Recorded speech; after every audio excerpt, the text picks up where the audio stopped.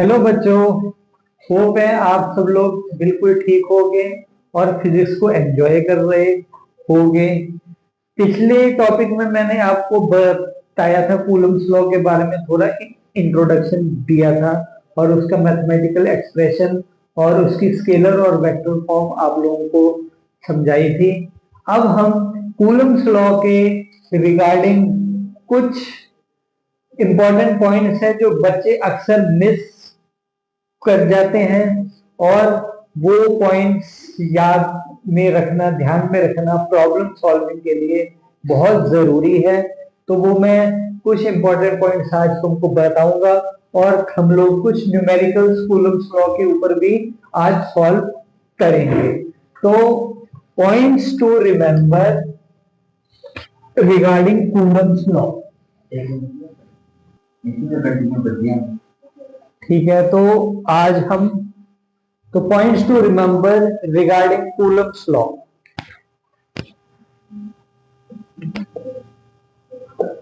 Points to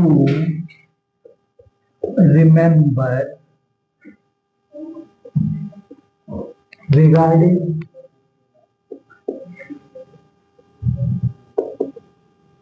Coulomb's law.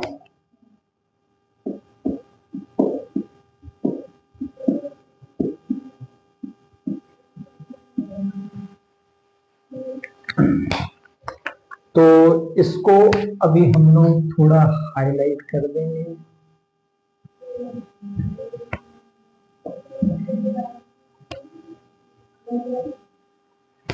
तो first point है, देखो first point number 1,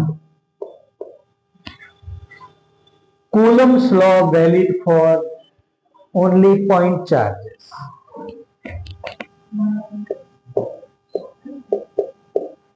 Coulomb's law is valid for point charges only। खाली Coulomb's law point charges के लिए ही valid रहता है, एक्सटेंडेड चार्जेस के लिए नहीं रहता। Not for extended charges, not for extended charges।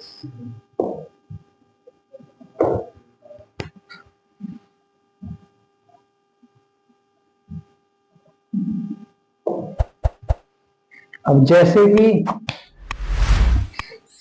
क्या था कूलम्स लॉ जो हम लोगों ने पिछली बार, तो कूलम्स लॉ क्या था, ये दो चार्जेस हैं Q1 और Q2 और इनके बीच में जो डिस्टेंस है वो है R। ओके, सो 2 की वजह से जो फोर्स लगेगा इसके ऊपर,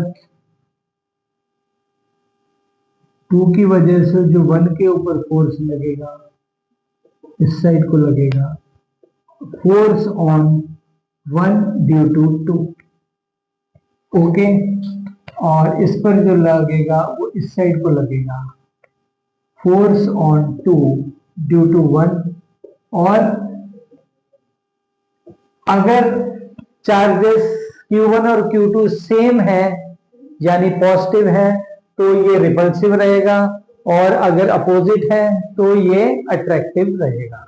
लेकिन दोनों ही केसेस में, रिपल्शन और अट्रैक्शन दोनों केसेस में फोर्सेस जो है वो एक दूसरे के अपोजिट रहेंगे, यानी कि F12 is always minus F21। ये दोनों एक दूसरे के अपोजिट ही रहेंगे। Got it?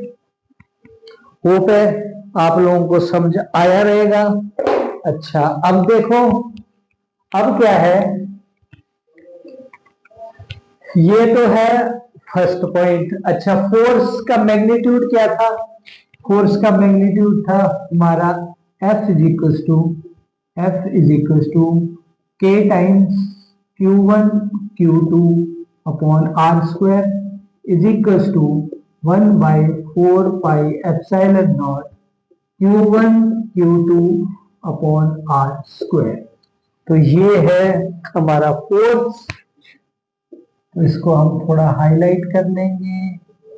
ये फोर्स है हमारा, क्योंकि इस फॉर्मूले का हम आगे यूज करेंगे। सेकंड जो पॉइंट है, सेकंड पॉइंट क्या बोलता है?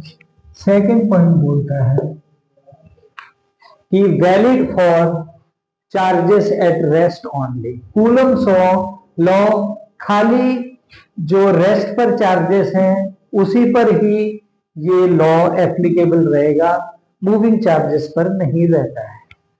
तो कूलम्स लॉ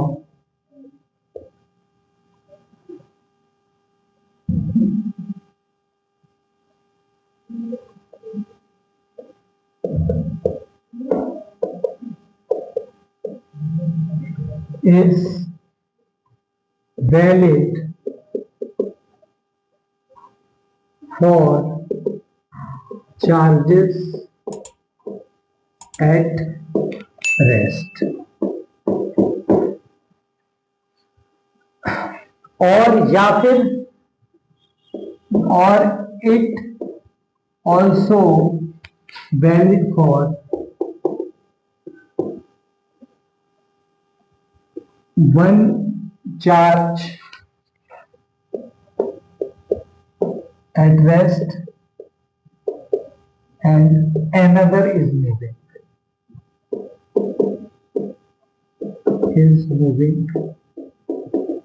बस इस पॉइंट में हमको ख्याल क्या रखना है कि जिस चार्ज की हम बात कर रहे हैं, the charge under consideration, that charge should be at rest. Other charge may move but one of the charge should be at rest. Okay, now third point जो है, it acts along the line joining the two charges,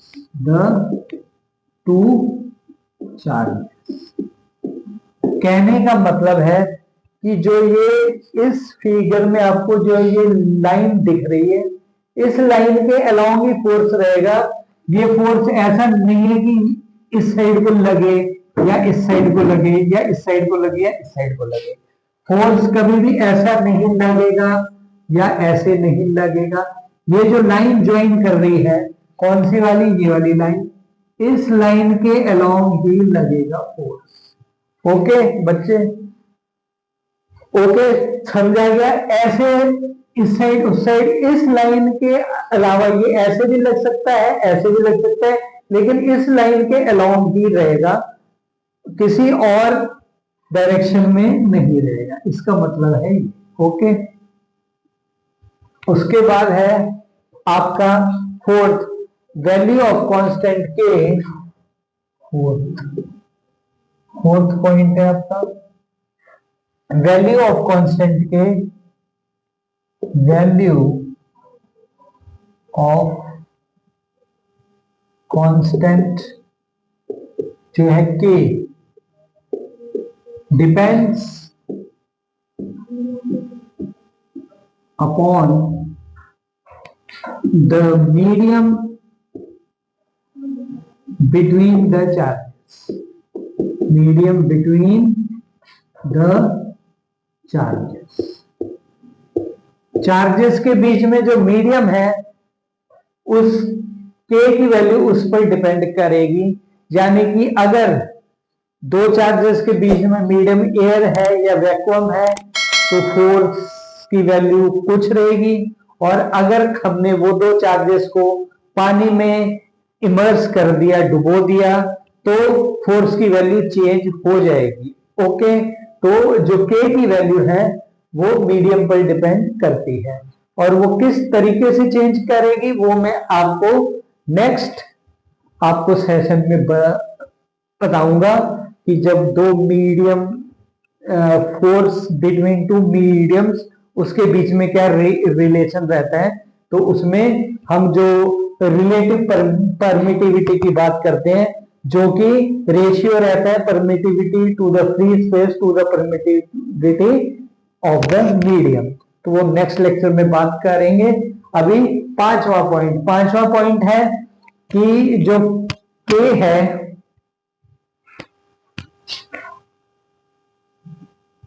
थोड़ा सा हम K के बारे में जान लेंगे। K की जो वैल्यू है 1/4 पाई एप्सिलॉन नॉट रहती है, और इसमें जो है एप्सिलॉन नॉट भी एक कांस्टेंट है, ये भी क्या है, एक कांस्टेंट है, इज ए कांस्टेंट, और ये है, इस कांस्टेंट को बोलते हैं परमिटिविटी ऑफ फ्री स्पेस। इसको क्या बोलते हैं, परमिटिविटी ऑफ फ्री स्पेस, ठीक है। और इसकी वैल्यू रहती है, इसकी वैल्यू क्या रहेगी, इसकी वैल्यू रहेगी epsilon naught is equal to 8.85 into 10 to the power minus 12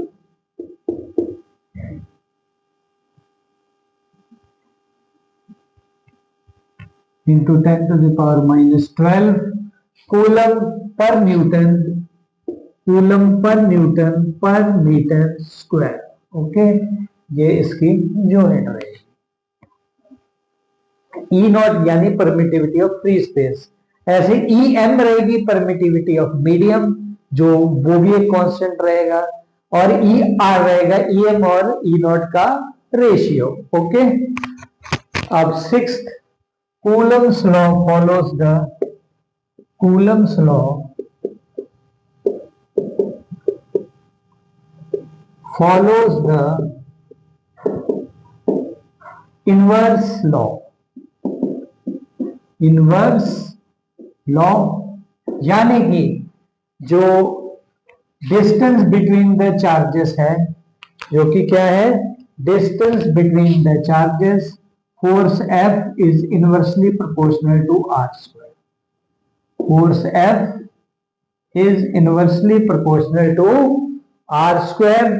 और अगर हम इसका ग्राफ बनाएंगे, किसके, F और R के बीच में जो ग्राफ बनेगा वो इस टाइप से बनेगा। देखो, ये है आपका F और R के बीच में ग्राफ, ये है R और ये है F फोर्स। तो इसके बीच में जो ग्राफ बनेगा वो किस टाइप का रहेगा, इनवर्स लॉ यानी कि पैराबोला रहेगा। क्या रहेगा, पैराबोला, इस टाइप से रहेगा। तो ये टाइप का वो फॉलो करता है। अच्छा, इसके बाद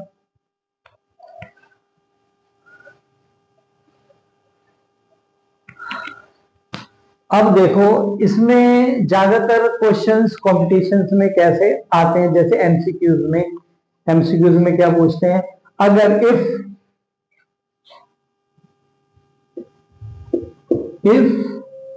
R is halved, यानी कि R की वैल्यू हमने क्या रखी है, इसका मतलब है R dash equal to R/2। Value क्या रखी है, R dash equal to R/2। तो फोर्स की वैल्यू क्या हो जाएगी इस लॉ के अनुसार, तो F dash equal to 4 times F।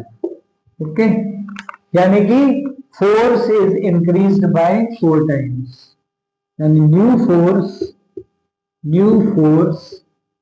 is increased by 4 times।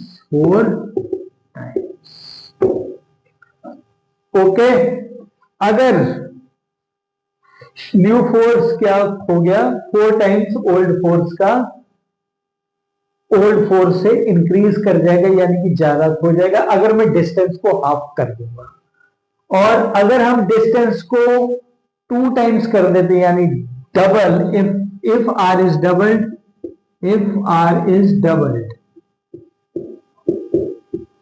तो यानी R डैश की क्या वैल्यू होगी, 2R। तो इस केस में क्या रहेगा, F dash is equal to F/4, यानी कि 4 टाइम्स क्या कर गए, डिक्रीज कर गए। New force is decreased by 4 times। इसी तरीके से बिल्कुल सेम, इसी तरीके से अगर हम डिस्टेंस को 1/3 करेंगे, बिल्कुल इसी तरीके से अगर हम डिस्टेंस को 1/3 करेंगे यानी कि r/3 करेंगे तो फोर्स 9 टाइम्स इंक्रीज करेगी। और अगर मैं डिस्टेंस को 3r कर दूंगा, ट्रिपल कर दूंगा, तो फोर्स 9 टाइम्स डिक्रीज कर जाएगा। ऐसे ही आप कोई भी सम आप कर सकते हो और इजीली आप कैलकुलेट कर सकते हो। ओके, अच्छा अब देखो जो कूलम्स लॉ है, ये Coulomb's law it is quite similar to the gravitational law. तो कूलम्स लॉ इज, तो उसके बीच में क्या क्या सिमिलैरिटीज हैं और क्या क्या डिफरेंसेस हैं वो मैं आपको अब थोड़ा बताने जा रहा हूं। आप सब लोग जरा ध्यान से देखें। तो similarities between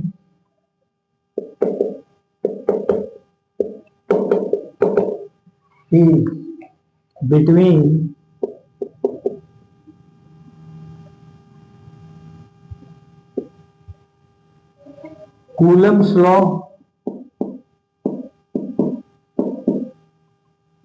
and gravitational law।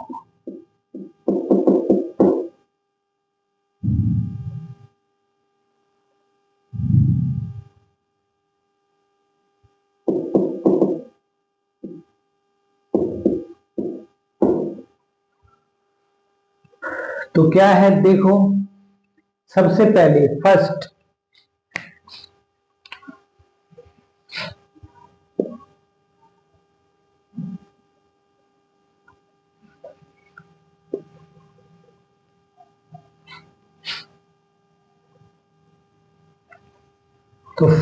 Similarity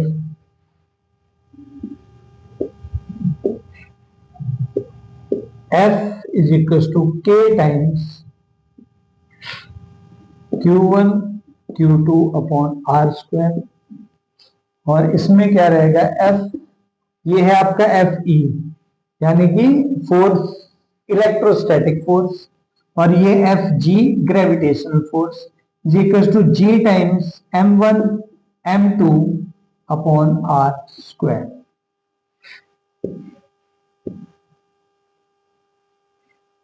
तो फोर्स का फॉर्मूला बिल्कुल सेम है। तो सिमिलैरिटी का it follows inverse square law. तो यहां पे मैं इसकी सिमिलैरिटीज लिख देता हूं। सिमिलैरिटीज क्या है,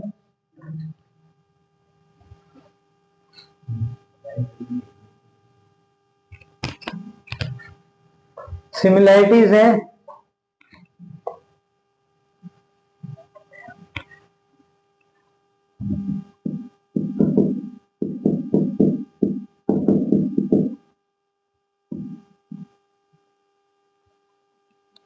फर्स्ट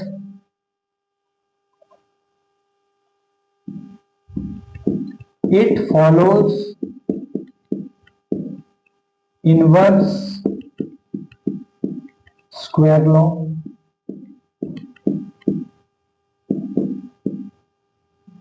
यानी कि F is directly proportional to 1 upon R square. ठीक है, दूसरी सिमिलैरिटी है it always acts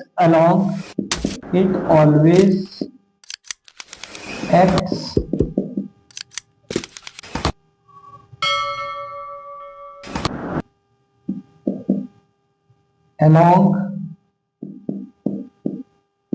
the line joining the two charges,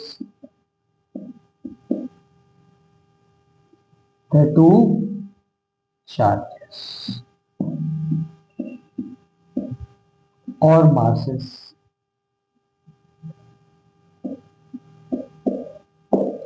in case of gravitation. ये 2 पॉइंट है। अब देखो डिफरेंस, वो हम यहां लिखेंगे। देखो इसका डिफरेंस क्या है?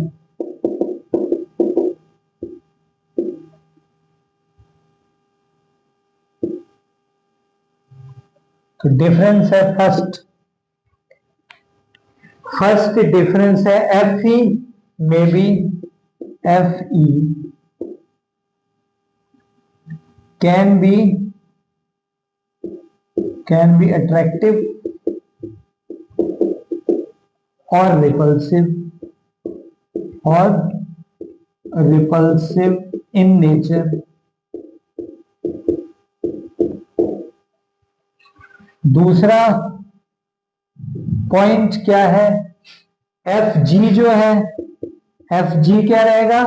एफ जी ऑलवेज अट्रैक्टिव, ये रिपल्सिव कभी नहीं होता, ऑलवेज अट्रैक्टिव। अच्छा, उसके बाद सेकंड डिफरेंस, ये तो फर्स्ट डिफरेंस हो गया। सेकंड डिफरेंस क्या है? एफ ई depends upon medium. F E क्या है? Depends upon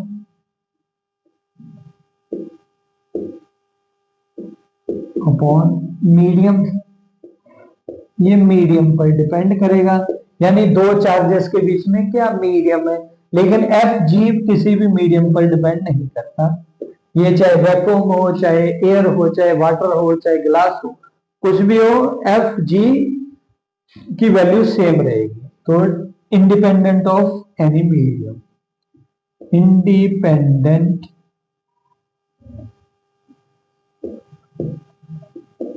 on medium. Okay, समझ आ गया। अब हम एक छोटा सा क्वेश्चन करेंगे कि हमको एफ ई और एफ जी का रेशियो फाइंड आउट करना है कि कितना रहेगा, यानी कि हम दोनों फोर्सेस को कंपेयर करेंगे कि कौन सा फोर्स किससे कितना ज्यादा है। तो उसके लिए हम सिंपल कोई भी चीज का कंपैरिजन कैसे करते हैं कि हम फोर्सेस का रेशियो निकाल लें। तो वी विल फाइंड आउट, तो क्वेश्चन है find ratio of F E to F G for two electrons,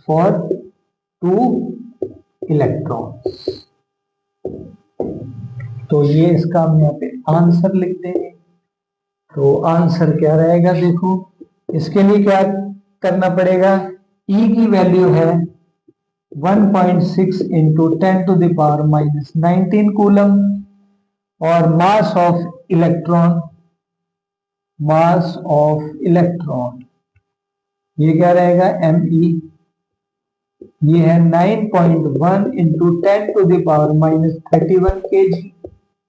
okay, K की वैल्यू है 9 into 10 to the power 9 newton metre square per coulomb square, और G की value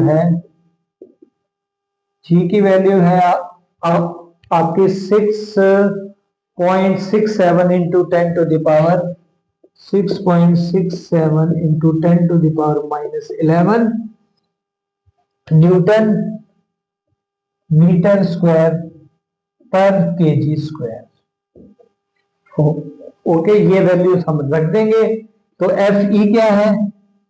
F E is equal to, तो F E upon F G, तो F E है तुम्हारा K E square upon G M square M E square.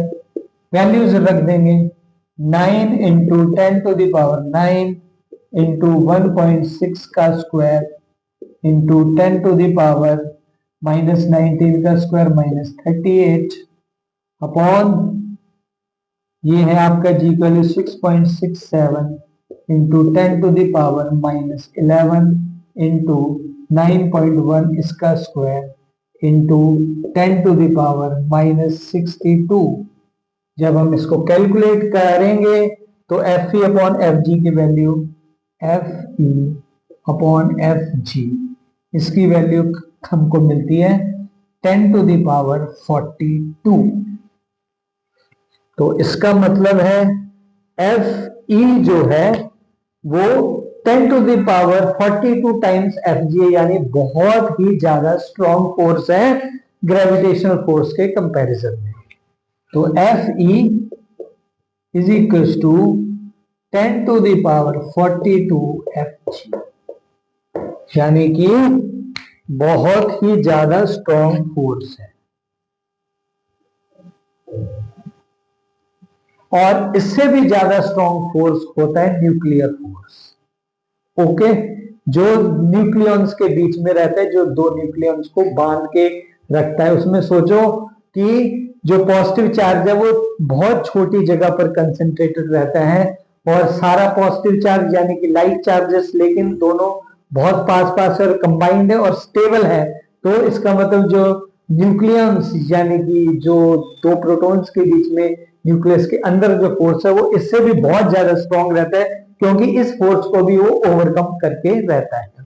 Okay, thank you very much. और हम next lecture में Coulomb's law के ऊपर थोड़े और क्या बोलते हैं न्यूमेरिकल्स करेंगे, जो कि कंपटीशन में आते हैं। और ऐसे ही आप पढ़ते रहिए, ध्यान से मन लगा के पढ़ते रहिए, और आप फिजिक्स को एंजॉय करो।